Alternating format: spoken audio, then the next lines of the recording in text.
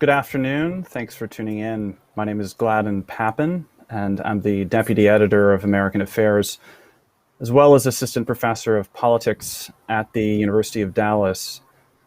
It's my great pleasure to welcome you to our discussion today of transatlantic relations in the Biden era, updating the positions of the United States, Europe, and Poland. Today's event is a co-production of American Affairs and the Warsaw Institute.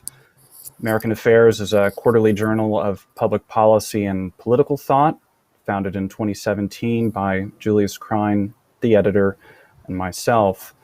The Warsaw Institute, which you can find at warsawinstitute.org, is the noted Polish think tank focusing on geopolitical issues. They regularly publish the Warsaw Institute Review, which monitors a range of geopolitical issues through their China Monitor, Russia Monitor, and others. I have the honor to host today's discussion between Elbridge Colby and Paweł Pawłowski. So thank you both for joining us. Mr. Colby is a co-founder and principal of the Marathon Initiative, a policy research think tank focused on developing strategies to prepare the United States for an era of sustained global competition. Prior to starting the Marathon Initiative, Mr. Colby was, from 2018 to 2019, director of the defense program at the Center for a New American Security, where he led the center's extensive work on defense issues. Prior to that, in 2017-2018, Mr. Colby served as the Deputy Assistant Secretary of Defense for Strategy and Force Development. He also served as the primary Defense Department representative in the development of the 2017 National Security Strategy. So thanks so much, Bridge, for joining us. Paweł Pawłowski is chairman of the Foundation Council at the Warsaw Institute, the geopolitical think tank based in Poland. He's also vice president of the board of the Cegielski Center for Analysis, a graduate of the Law and Administration faculty of the University of Warsaw. Mr. Pawłowski has worked in geopolitics on both sides of the Atlantic, including in Washington, as well as throughout the Polish finance sector. In addition to his work on geopolitical matters, he also manages a leading regional transportation company in Poland. Transatlantic discussions all too often leave out the important role of individual nation states in European and global affairs. The approach motivating today's discussion is a different one. From the standpoint of domestic affairs, the issues facing European countries and the United States are more and more often similar, in some cases even the same. From the response to the coronavirus pandemic to the issues motivating populism, and the regulation of big tech. From a geopolitical standpoint, which is our topic today, the preceding presidency in the United States marked a partial shift toward considering issues important to Central and Eastern Europe, particularly with President Trump's visit to Warsaw in 2017. So I want to start off the discussion today by asking our panelists about that transatlantic relationship. Transatlantic relationship has often been defined by that between Washington and the European Union as a whole, with a strong emphasis on understanding Atlanticism in terms of the relationship between Washington and Brussels, or just as often, or maybe even more often, between Washington and Berlin. But there are other things that are coming up on the horizon that are worth considering, namely China's continued ascent on the world stage. So to start it off, I thought I would ask both of our panelists to consider that a bit and discuss the question of how, with China's continued ascent on the world stage, this transatlantic relationship might be changing. Bridge, would you like to start? Sure. Thanks, Gladden, and great to be on this panel with American Affairs and the Warsaw Institute and with Paweł. Look forward to the conversation. Yeah, I mean, I think the rise of China will, in a sense, determine the nature of transatlantic relations, and in particular in the kind of mode or light that you're pointing, which is the tendency, particularly in the last couple of decades, for Washington, and I think it's reasonable to anticipate that the Biden administration will approach in this way, would look to Brussels and to some extent Berlin as the leading sort of European power to align, to essentially treat Europe as a coherent whole. My view is that Washington's approach to Europe is going to have to be a derivative of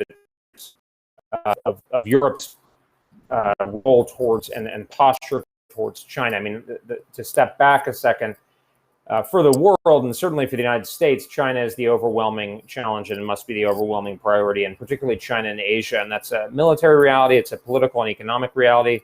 Asia will be more than 50% of global GDP. China itself will be well over 20% of GDP probably going forward, certainly in purchasing power parity terms. So Europe is therefore America's secondary theater. I think in multiple ways, but if you look at just in GDP terms, I think Europe will be around 20 to 25% of global GDP, maybe a little bit more.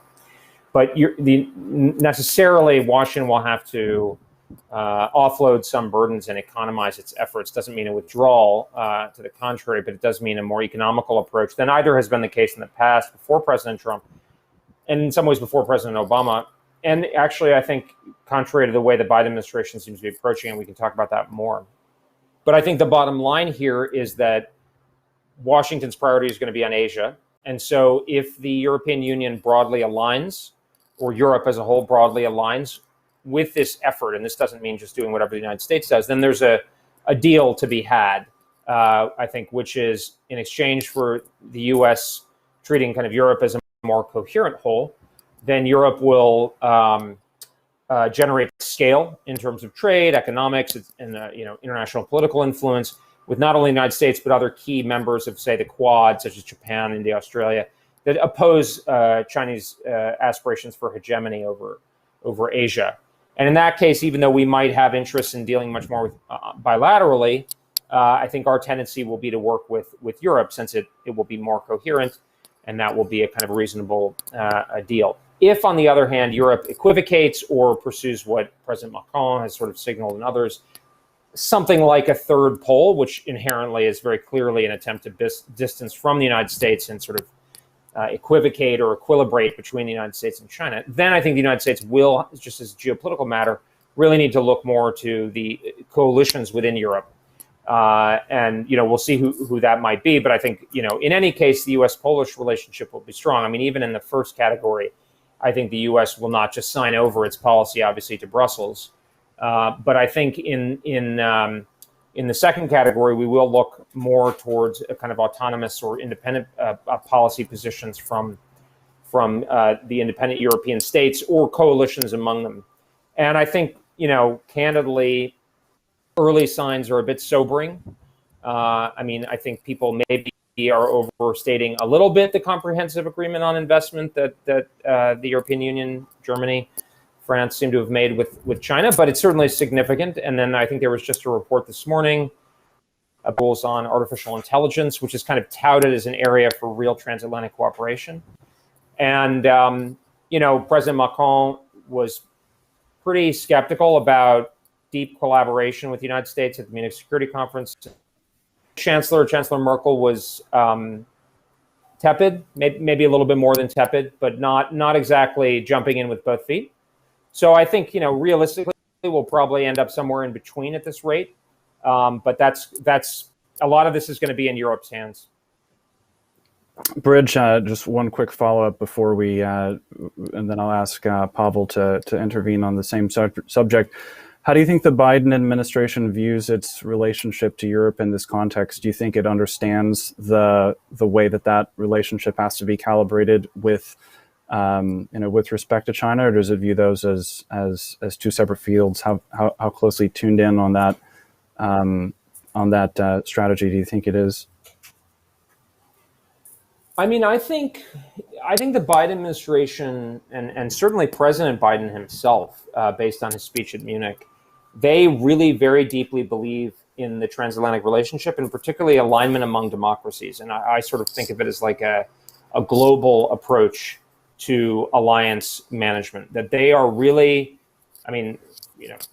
President said from almost like the depths of his being, I think that shared values as democracies should mean I don't think it's unfair to say something like very tight alignment between the United States and Europe. So this is a very high standard. I think, in fairness, the Biden team does understand, or at least portions of it, do understand the challenge posed by not only China, but also the enduring challenge from Russia, Iran, of course, terrorism, other problems in the world. And so there's a way in these camps balance. I think what they seem to be betting on is a very, very deep alignment, particularly with the world's other democracies. And of course, most of them are many of them, certainly the advanced ones, are in Europe. So I think that will be the test. I personally am skeptical, and I think, frankly, that as I mentioned, the Chancellor and President Macron have signaled that they will probably not agree fully. So I actually our better approach, which the Biden team may come to at some point, but is to expect less and hold Europe to it, hold our relations to it. But I think there's a bit of a almost a romantic approach. That's a little bit, I don't mean to be snide, but really a deep faith that the democracies will align. And I look at the world more through a geopolitical perspective, and I think that's the world that we're re-entering. So let's come back to that subject in a minute. And Paweł, what would you like to add on this? How does this look from your standpoint? Thank you. First of all, I would like to say that I'm very happy I can be here and meet with in such a distinguished company.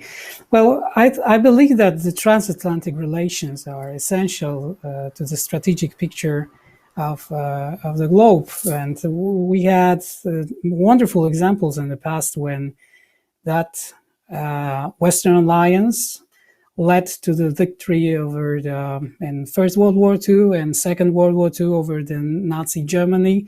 And finally, the Cold War was also won by the Western Alliance, and it wouldn't be possible without the strong transatlantic relations. Of course, now Europe has to learn how to cooperate with the United States when we are the secondary theater, as it was said here today. Of course, it's a new situation for us. And I think it's difficult for many European countries that used to be great superpowers. It's not the case of Poland, so our point of view and the point of view of the countries in our region is a little bit different. This is why we are more eager to cooperate with the United States and to strengthen that transatlantic ties, because we believe that this is part of our security. And security for Central and Eastern Europe is not just a phrase, it's something very real, because not so long time ago, Russian or Soviet troops were present in our region. When I was born, the Soviet Red Army was still in Poland, so these memories can change the perspective of the nation in Central and Eastern Europe. Of course, Russia today is a declining power. There is no doubt about it, but still very disruptive. And we can see many examples of Russia's influence, not only in Eastern Europe, like in Ukraine, but also in other theaters, like in Syria, for example. And I believe that this strong transatlantic relation can help us to overcome these difficulties. Now, Russia is no longer the most important player and counterparty, but there is a Chinese competitor, great superpower, that is trying to exploit the divisions between European countries also, but mainly between Europe and the United States. Very quick move in December with great help of Germany, when the negotiations of the CAI were conducted very quickly. Suddenly, they were very quickly, because it wasn't the case before December, and that agreement can be very difficult for the future of transatlantic cooperation. We can say that it will strongly affect the ability of, for example, European companies to cooperate with United States companies, because we might be wake up in the Chinese digital ecosystem, which will be not cooperating with the American one. So there are many questions. Of course, it's not that all European countries are supporting the comprehensive agreement on investment with China. Italy, Spain, Poland, these countries are very skeptical against that idea, and I believe that it won't be as easy as maybe Germany thought. That cooperation between Europe and China, or between Central and Eastern Europe and China, was also it's also connected with the 17+1 format. And recently we had a meeting with President Xi Jinping, and that meeting was not a success, to say that quite politely. It wasn't success for China. It's very clear that the America's efforts in recent years,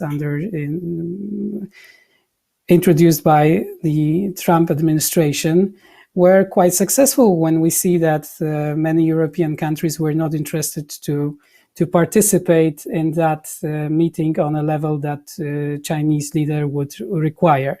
So we have many questions here. We have many streams that are present here, and for Central and Eastern Europe, that transatlantic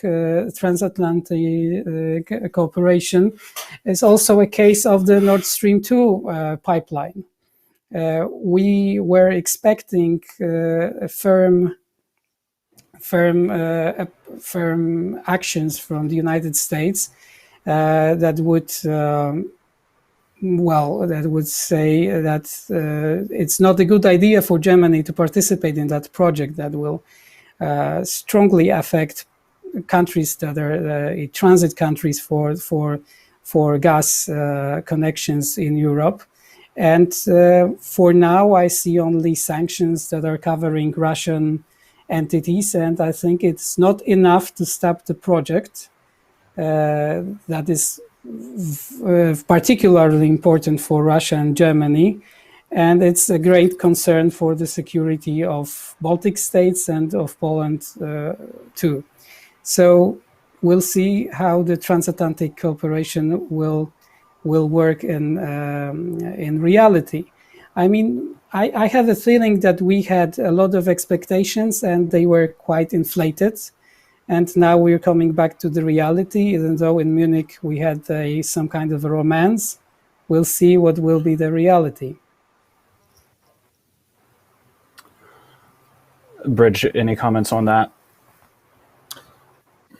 Oh, I'm not sure there was romance from the European side. I think Pawel's comments were well taken. I think there was a kind of a courtship or a declaration by the United States. But as is her wont, I thought the chancellor was signaling caution and kind of a middle course relative to where things are, and President Macron was signaling a pretty different approach. And of course, he's been talking about this for some years. So, but yeah, no, I think that's about it. So let's turn to that question of romance or romantic views of the purposes of foreign policy, which might be sneaking back in more broadly. So, Bridge, do you think the arrival of the Biden administration marks overall a return to American foreign policy based on the ideology of democracy promotion? I know you already touched on this a little bit in the context of discussing how responses to China might shape up. But more generally, do you think that is coming back into play? And if so, do you think that's the the same? You think it's the same ideology of democracy promotion, but counterweighed somewhat by other concerns, or do you expect the new administration to be sensitive to geopolitical concerns? Well, I think they're definitely very keenly aware of the geopolitical concerns. And when you say, there are many different people with many different views. I mean, there are people who are, I would regard as pretty hard-nosed realists, in particularly working on the Asia file. And there are people in other areas who are not, who are much more sort of a transformational or sort of true liberal in the kind of international relations sense. I think that's in there. There's a sort of realist kind of pragmatic side. There's a sort of liberal democracy promotion side, and then there's a very strong, although not so strong in the appointees, but in the party as a whole, a kind of a left-wing progressive, focus on home. The U.S. is kind of the source of the problem. I don't think that's going to have a particularly strong influence as such in the Biden administration as a whole. So I think it'll be mostly a tug between this liberal and sort of more pragmatic kind of view. But I think, I think they're talking about geopolitics, but I think they actually they seem to be looking at the world through a quite, I would say muscular liberal or liberal hawk lens. I mean, I think when you hear, certainly I mentioned the president's remarks and also at the State Department, when you listen to Secretary of State Blinken talking about rivalry between techno-democracies and techno-authoritarianism, this is kind of his tag phrase of the last year or two. When you look at the actions on Myanmar, for instance, they just sanctioned Russia over the Navalny issue. They just, of course, are sanctioning Saudi Arabia, and they knocked Saudi Arabia down a couple pegs, as well as potentially the Emirates. A strong line on Taiwan, which I commend them for. But it's to me, I mean, it's shades of Bill Clinton, a little bit of shades of John F. Kennedy, honestly, sometimes, which President Biden would probably appreciate, frankly. But I think my sense is it's a pretty assertive sort of liberal view of the world, very much focused, as he said, on democracy, democracy, democracy. He said that 3 times. And predicated on the logic that democracies will align with each other. And I think that one of two things, either that the U.S. is in a better relative position than many of us fear, or vis-a-vis China in particular, but overall, or that it's really about soft power, that's what matters. And I don't mean who buys what, app on the App Store, but I mean, overall perception of legitimacy.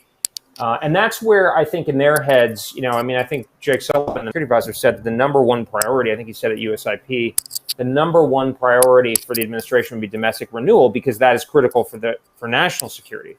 And I think the way they think about it is, if people look at us as the shining city on the hill, then they will come to us and we will be able to form this coalition, and together we will take on great power competitors, and and then we'll be in great shape. So from what I can tell, they're acting as if that's the way that's what they believe. So it's going to be a big international relations test case in some respects. I don't mean to be flippant about it, but it's certainly unlike say President Obama, I think I certainly disagree with him personally on a lot of the political preferences, but his outlook on the world was more, I don't want to say it was kind of realistic, but he had a more, I think, limits of how states would act, how political coalitions would form.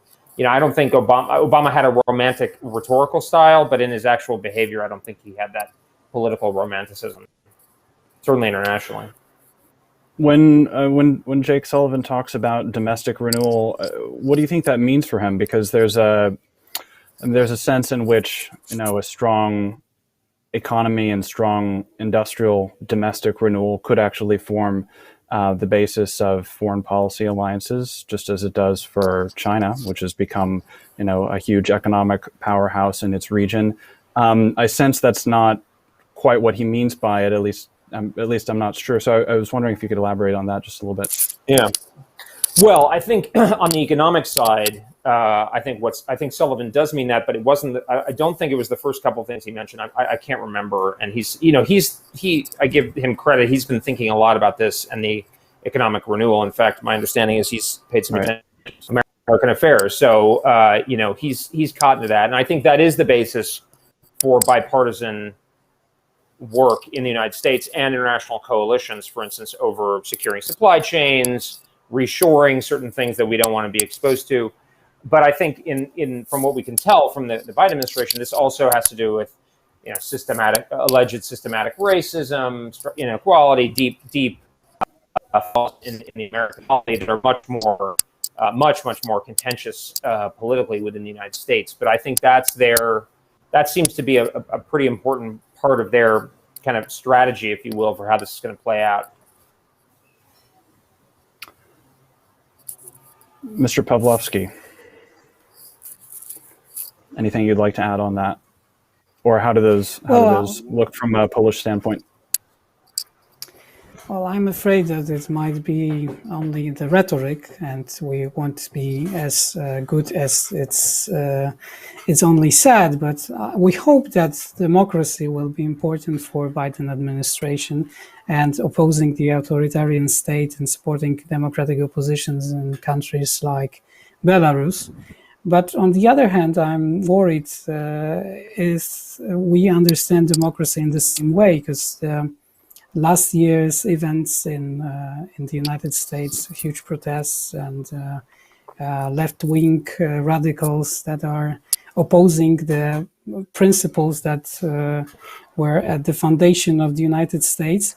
This is something that, from perspective of the Central Europe, is quite worrisome for us. I'm worried when I see that the Western Alliance is getting weaker and weaker, and our values are not allowing us to be as effective as for example, China. And it's not only about big discussions, but I see that when I talk with ordinary people, when they say me, well, in China, people live normally, even though there is a COVID-19. Well, I say, yes, they live normally, of course, except those who are in the concentration camps. And this is the perspective we have to keep in mind. And I think that Biden administration should show that democratic countries, that democracy is a better system, because in last year, and especially during the COVID-19 pandemic, we are not showing that our way of organizing societies is winning, and it's better than the authoritarian one or even totalitarian. There are also other things that are on the left agenda, which are for a conservative country, relatively conservative country, as a Poland, quite well. I'm also worried how the United States will support the countercultural revolution in countries who are their allies, and are strongly influenced by the United States. Well, we will wait and see, but maybe from your perspective, it's more clear than from ours how it will work in fact, yes? Yeah, it seems like there are maybe a couple of different senses of democracy or democratic alliance on the table, and that maybe that issue is seen a little bit differently here. Again, depending on the valence that one assigns to it, seen a little bit differently here. And from Poland, which after all is a democratic country. But if you take the view of democracy promotion as heavily weighted on democratic values rather than geopolitical alliance among democracies, then it seems that maybe Paweł, you're suggesting that leaves Poland feeling a little bit more nervous. Yes, I think that's the point. We were a little bit nervous when the former ambassador Georgette Mosbacher was made some remarks on our internal affairs concerning the LGBT rights in Poland. I think it is something that can be even stronger during the Biden administration actions. So this is something that is quite concerning for us. Yes. Why don't we talk a little bit about the role of Germany in Europe and how Poland sees its relationship with Germany, and how how the place of Germany fits into the questions we've been discussing as a whole. You know, in the political era that immediately followed the collapse of communism, the 1990s, you know, European politics and perhaps especially Germany were marked in deep ways. So how do the current shifts in geopolitics as a whole affect the place of Germany in Europe, and how do we need to grapple with that, both as Americans and from the perspective of our Polish allies? I understand that was a question for me. Well, or for both Germany of you. oh, okay. Go ahead. Germany is our biggest partner, economical partner. It's a country that was always important for Poland. We did have many issues, but we're cooperating very strongly. German companies are strongly present in Poland. Germany supported our presence in NATO structures and in the European Union, and we have very tight relations. But on the other hand, when we talk about the European Union, we do not refer to Brussels. Oftentimes, we just refer to Berlin, and this is showing the perspective that is changing in Europe. That Germany used different tools to ensure its leading position within the European Union. And we see that process is getting stronger and stronger, and Berlin's position, as for many people, seems to be it's in many ways dominating in our region, especially in our region where those economical dependencies are stronger, because at the beginning of the changes after the collapse of the Soviet Union, our companies were so weak. They were on one hand, there was state-owned, very poorly managed companies. On the other hand, there were small enterprises with no knowledge about how to build a real company that will be able to compete in modern realities. So countries like Germany had a good position to dominate our market. In many ways, that was the case of Poland and other countries like Czechia. Yes. And now German influences, when there is a great power competition and that this leading position of the United States is questioned, and the current state is not the bipolar world, but there are some other local superpowers. And I think that Germany has an ambition to become a superpower named the European Union. Of course, I sometimes make joke with my friends that it's like with the magic rings, you know, each European country has its own magic ring, but there is also a ring of power that it's a leading one and can dominate them all. Of course, luckily, Germany it's not a Sauron or anything like that. But to be quite serious, the Green New Deal in Europe, European Green Deal, and before that the monetary union, Eurozone. All these initiatives are leading us to the greater position of Germany in Europe. And I had, like many others, I hoped that the German position will be aligned with those strong transatlantic ties, especially last year when Annegret Kramp-Karrenbauer sent the letter that she wants Germany to become a strong ally of the United States and to become responsible partially for the security of the region.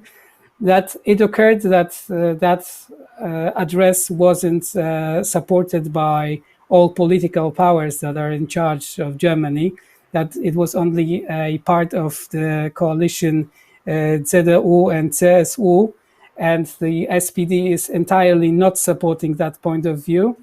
It's quite worrisome, and we see that the direction was quite opposite, CAI, and the cooperation with China that is in short term quite beneficial, especially economically, but in long term can lead German huge companies, giants, to their collapse. So there are some great chances, and I believe that Germany will use those chances to build better cooperation within Europe and with the United States. But there are also many threats for the whole region to be stable and prosperous and free.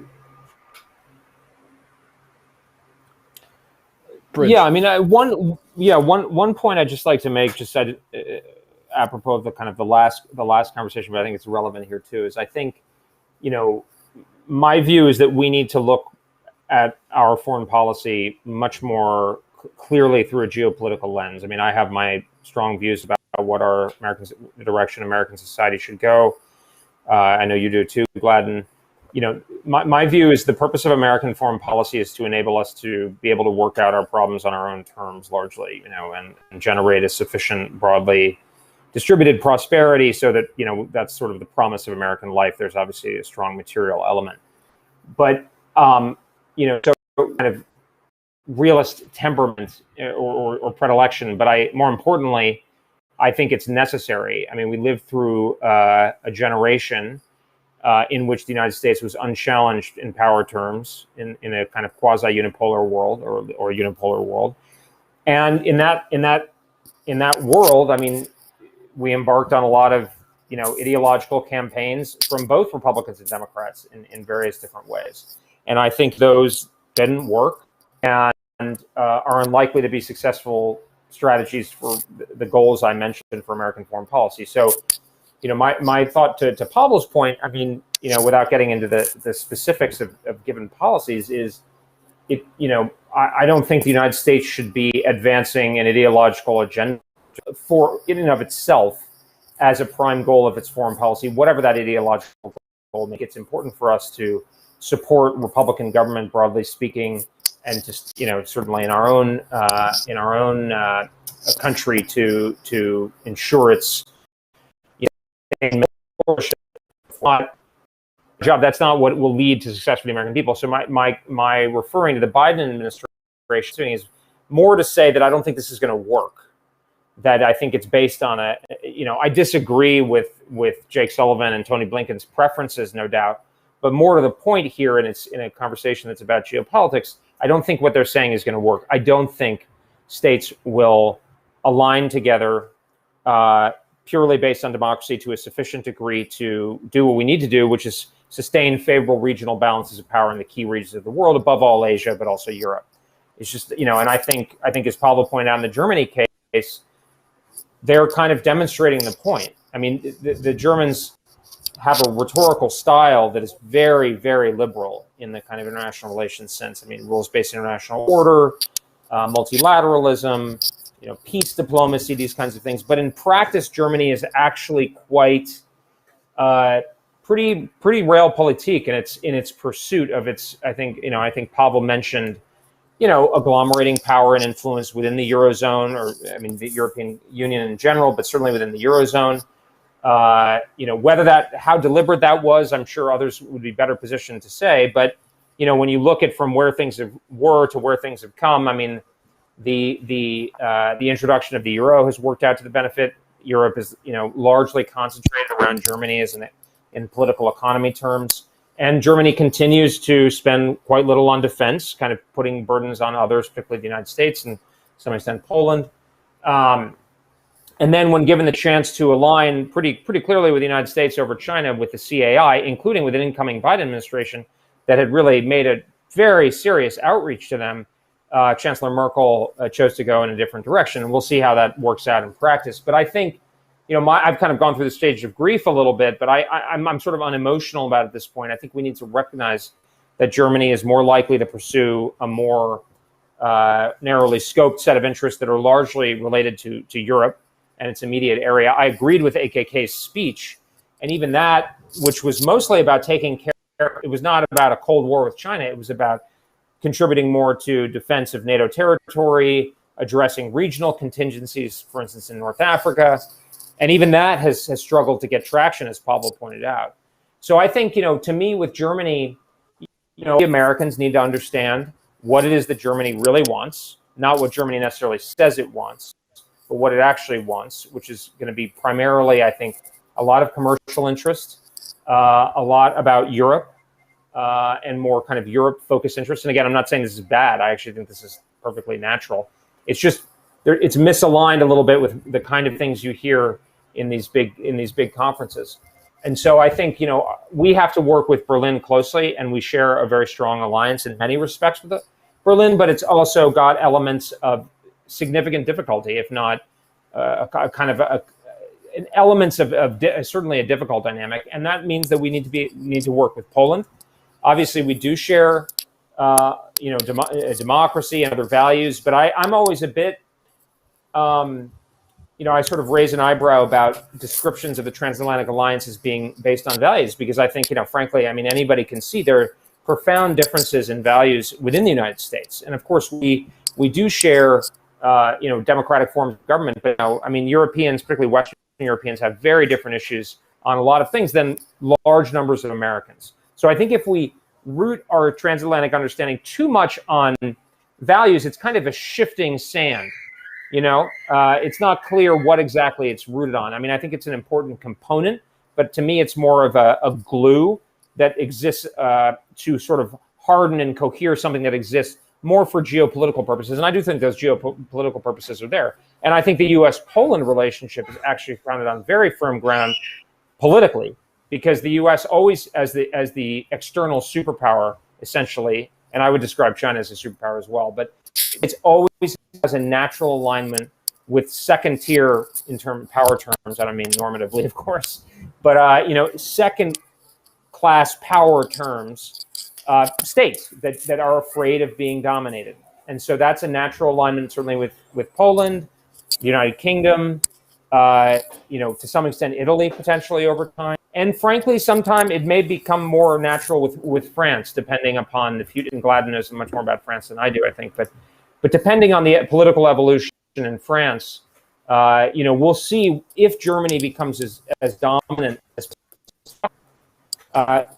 will France agree to a kind of a second fiddle, to use the American expression, kind of role. And again, this is not to say that we're actively looking to frustrate Germany, but I think we will want to have strong relationships independently with these European states and not root everything with Brussels. And this is something that I think I do worry about with the Biden team, was that they'll be sort of this knee-jerk tendency to work through Brussels. And I think certainly we should work through Brussels, but we should also work with the independent, the capitals in Europe. Yeah, you seem to be suggesting that although you could say that Germany has always sort of read its geopolitical interests through the European Union, that in some sense that's now becoming clearer and opening up a space, at least potentially. Whether or not it'll be occupied is another question, but at least opening up a space for dealing on geopolitical terms with other capitals within Europe. So, Paweł, how would you like to react to that? Just the question of what role the nations of Central and Eastern Europe have to play in specific terms as American and European relations become shaped or should be shaped by this response to China. Gladden, can I interject, just because I think you said one thing, excuse me, Paweł, but I think you're right that we need to maintain relations.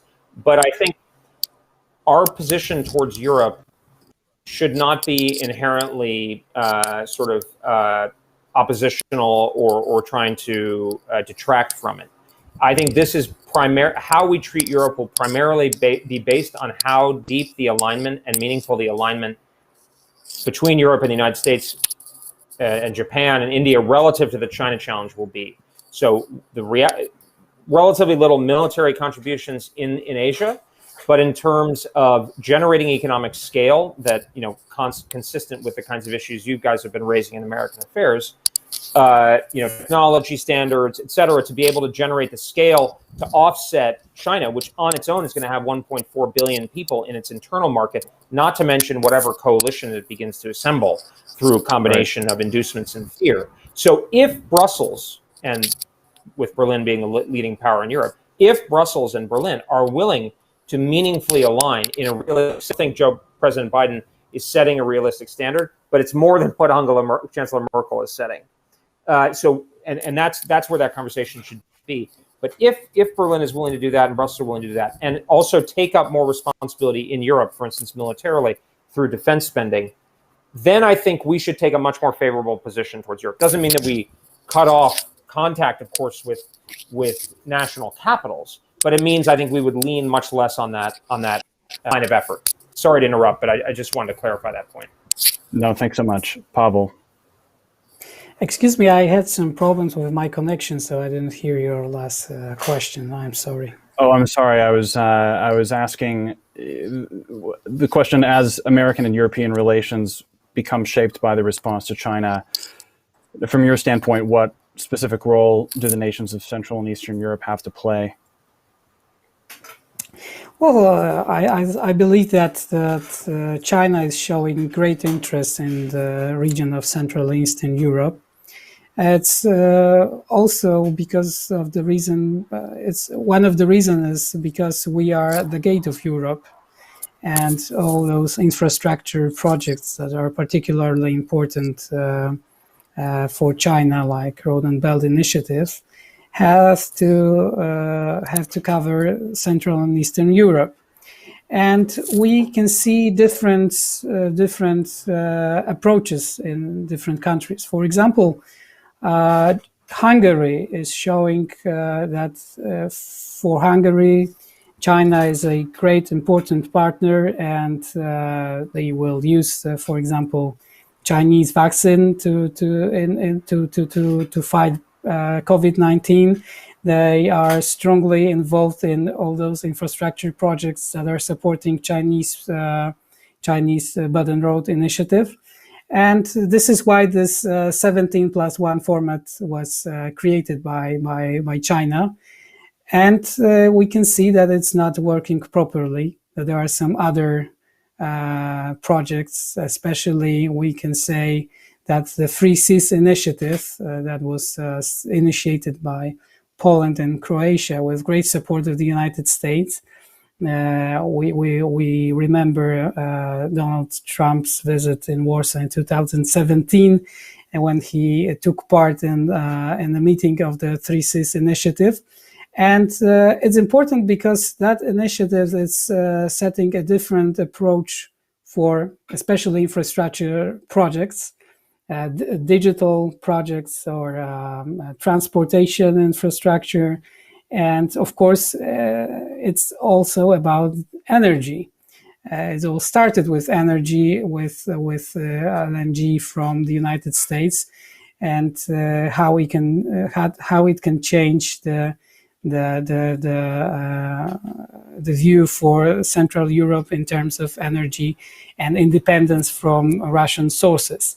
And I believe that the Three Seas initiative is a great project that allows the United States to cooperate with the region, not with single countries, but with the region, and support initiatives that are building stronger ties between those countries that are on the eastern flank of NATO and that will be able to oppose all hostile actions from the east.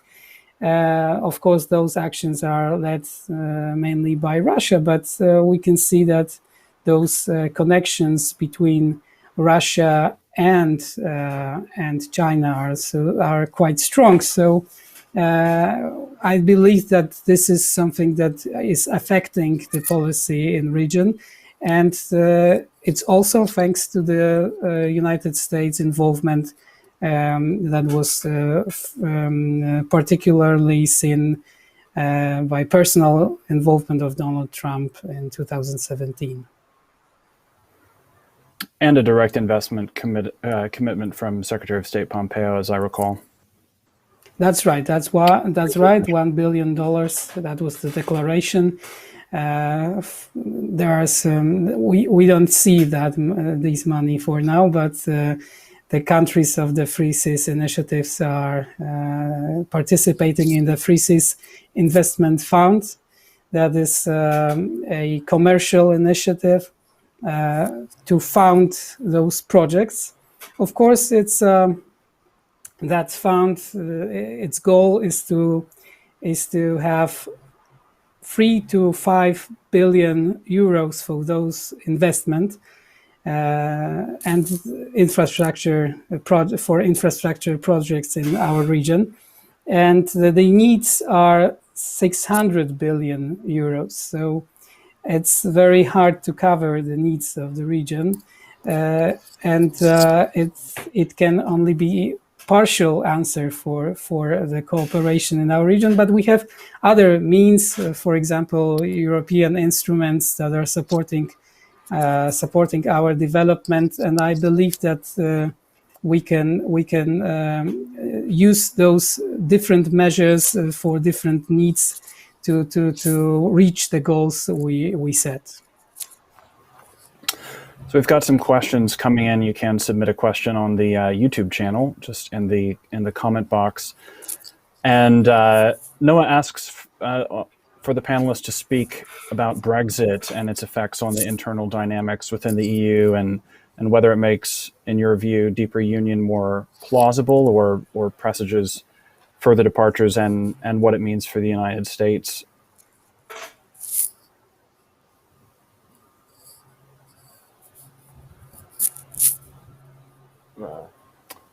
If anyone would like to take a stab at that.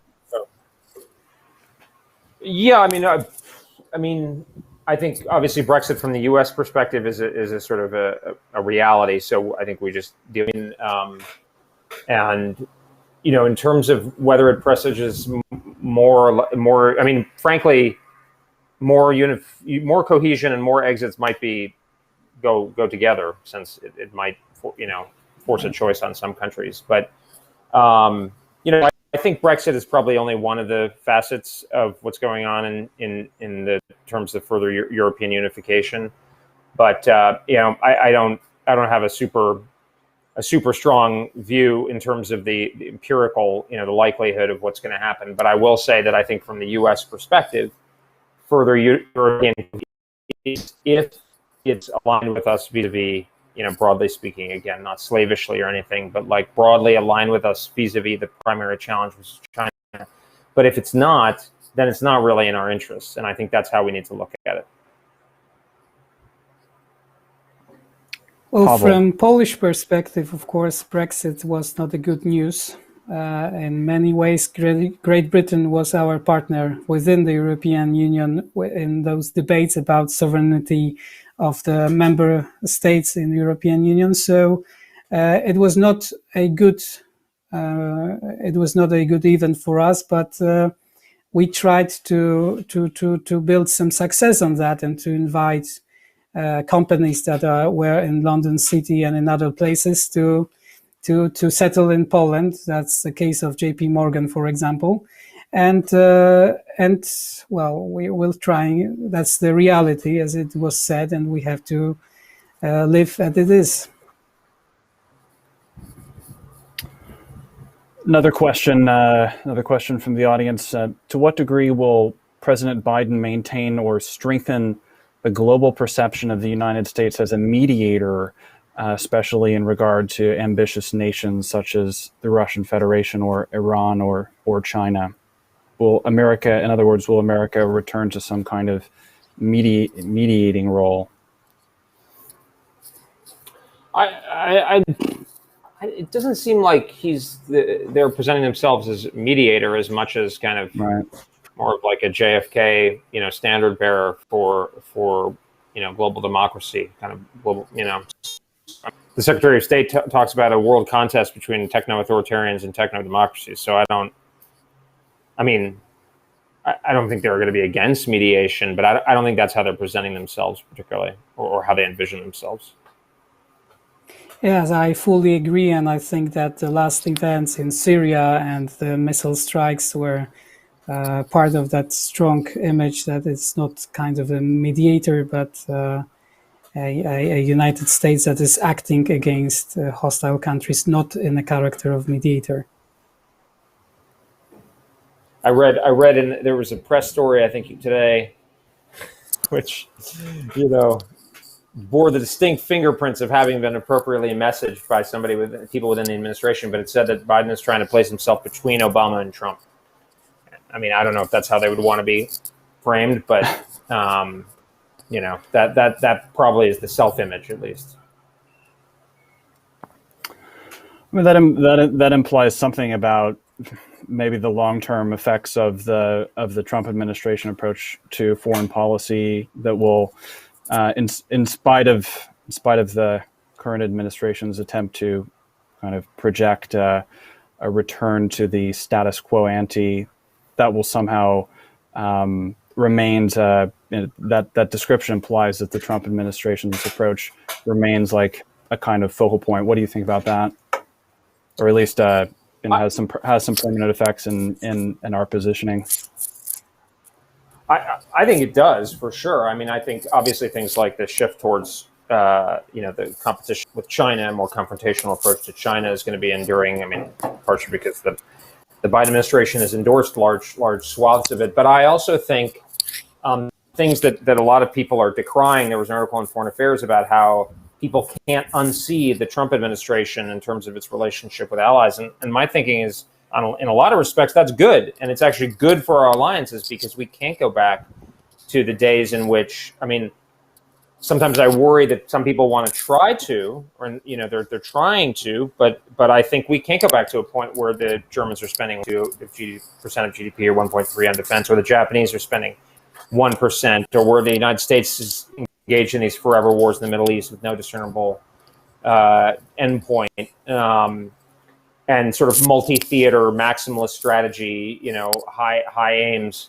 So, and that, I think President Trump, in his obviously particular way, injected a sort of a refocusing on the interests of Americans, and I think that's going to stay because that is a product of much deeper political and social factors and the geopolitical structure of the world, in which we're no longer we are still a colossus, but there's more than one colossus out there. There are two colossi, I guess, as well as smaller. I think Sam Huntington called it sort of multi-bipolarity or bi-multipolarity. They're basically two major poles, and then there's some significant players that are operating in that context. But I think in that, as you've written about, Gladden, and you've overseen, there's been deindustrialization, slowdown in growth, greater inequality, perceptions of insecurity, and the American people are thinking, and it's only going to get more intense. We piled on pandemic debt, and of course there's the entitlements issue, which is looming, but we have not addressed yet. And that, to me, that's the biggest problem I see with the Biden kind of overall sort of geopolitical approach is the accounts don't balance to me. They're talking like it's 1999, but it's actually not 1999 at all. Right. 1999, we were growing at 3% a year, right? If not more. And there was no country that could plausibly take on the United States in a plausible fight. And we were way ahead in high technology and everything. And none of those things is indisputably true anymore. So it might be 1999. It might be 1999 again in the stock market. So we'll see.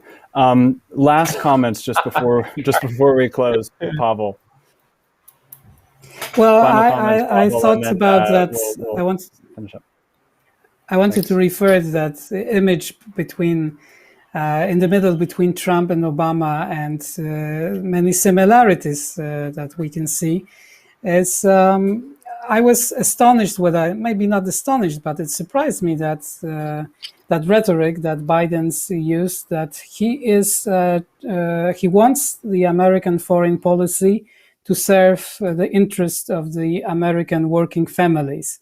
And I think that's rhetoric of that could serve as well to Donald Trump, and to see the international relations as they can serve the economic interests of particular Americans who have different difficulties as everyone else in current world, very strongly struck by the COVID-19.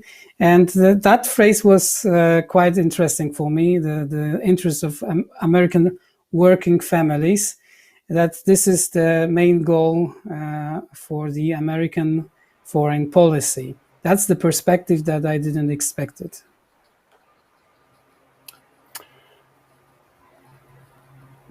Any final comment, Bridge, or? Well, yeah, I think that's referring to our trade policy. It might be our foreign policy, but right. I mean, to me, that's democracy. You know, it's like, well, our foreign policy should be serving the American people and our broader, middle working class, not sort of extremes on parts of the bell curve. But that to me is recentering our foreign policy where it should be, and not making the world safe for democracy everywhere, or solving all the world's problems, or pacifying the Middle East. And I think, candidly, I think Poland is in good shape. Poland spends a lot on defense, pulls its weight. So I think we have a very solid foundation, as I discussed before, with Poland. But I think, if we continue on the course that they're setting out, which is kind of maximalist aims, not supported by a plausible theory for how to resource that, and our traditional allies, many of them continue to pursue the old policy of free riding and sort of flattering the hegemon a little bit, or the old hegemon, I think there's going to be there's like a crisis. I mean, it's sort of a market. At some point, there's going to be a market signal where we can't do it, whether that's a war or a crisis or a strategic realignment or whatever it is. I mean, if Europe doesn't, I mean, I think it's better to be candid. The United States doesn't have the military size and resource to fight a two-front great power war. And even if Russia goes first, we're going to have to make sure we don't take too much risk in China. So, we can ask so many times to NATO, but at some point, if we have to take a fork in the road, we're going to have to take it for Asia, because it's more important. It's more important for American working families. It just is. And our role there is more important, because China is much more dangerous, much more powerful, I should say, than Russia. Russia is obviously very dangerous, as you guys know. But I think that's why we have to be more sort of direct and going forward. But I for one am happy that I commend the Biden administration for talking about our trade policy, for instance. I mean, on the merits we'll see, but I think moving on from the 1990s and 2000s approach in so many ways is important and valuable, whoever does it. Very much agreed. Thank you so much to Mr. Colby and Mr. Pawłowski, our guests in this very interesting discussion. And thanks especially to American Affairs and the Warsaw Institute for hosting it. Hope everyone has enjoyed it, and look forward to doing it again. Thanks so much. Thank you very much. Thank you.